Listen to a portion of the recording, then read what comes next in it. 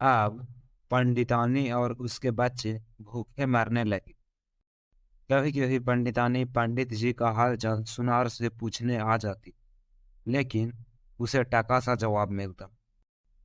2 महीने बाद पंडित जी एक दिन 25,000 और कमाकर घर लौटे। इधर सुनार भी 20-25 हजार रुपए गांव में ही पैदा कर चुका था।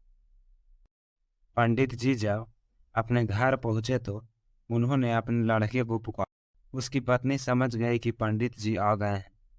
उसने झट से दरवाजा खोला और बाहर आई। पंडित जी बड़े ही हट्टे कट्टे हो गए थे।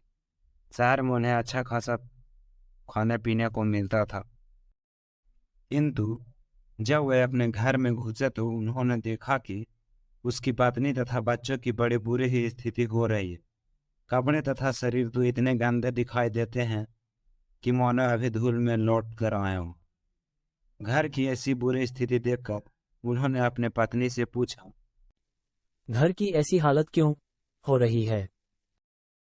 उसकी पत्नी ने कहा, आपने तो वहां पर सोच लिया था कि मैं घर की कोई सुध ही नहीं लूंगा, चाहे जो भी हो। जब घर के सारे स्त्री बच्चे मर जाएंगे तब घर लौट कर के जाऊंगा और घर में अकेला आराम करूंगा। पत्नी की बात सुनकर पंडित जी ने कहा, कैसी बातें करती हो?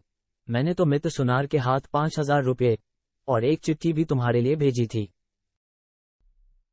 पत्नी ने कहा, क्यों झूठ बोलते हो? रुपए कहाँ भेजे थे? 5,000 रुपए और चिट्ठी क्या?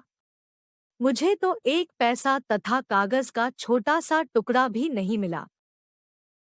पंडित जी को शक हुआ कि कहीं सुनार ने चिट्ठी और रुपए दवा तो नहीं ली। वह झट से अपनी पत्नी को लेकर सुनार के यहाँ पहुंचा।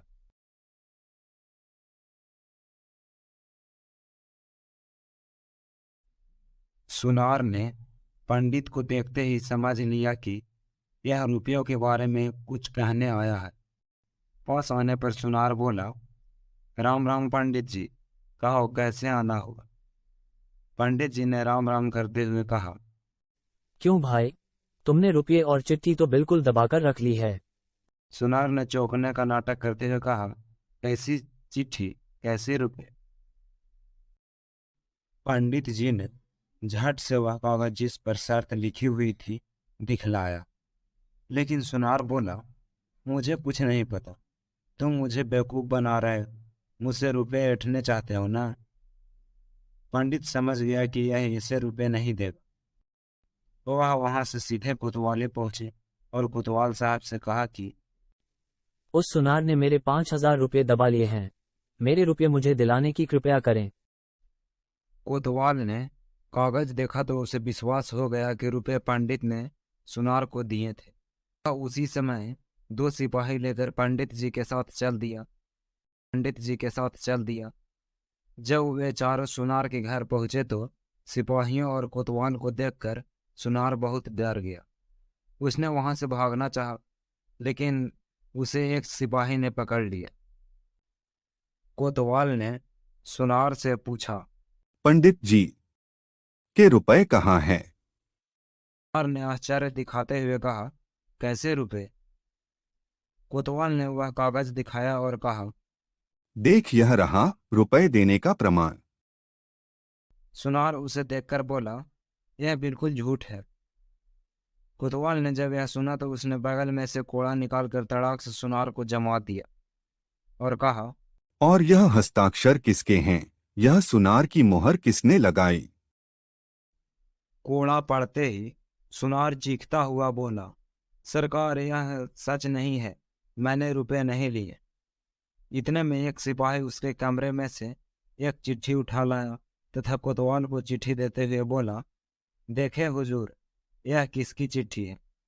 कोतवाल ने चिट्ठी लेकर पढ़ी। यह वही चिट्ठी थी जिसे पंडित ने सुनार को दी थी।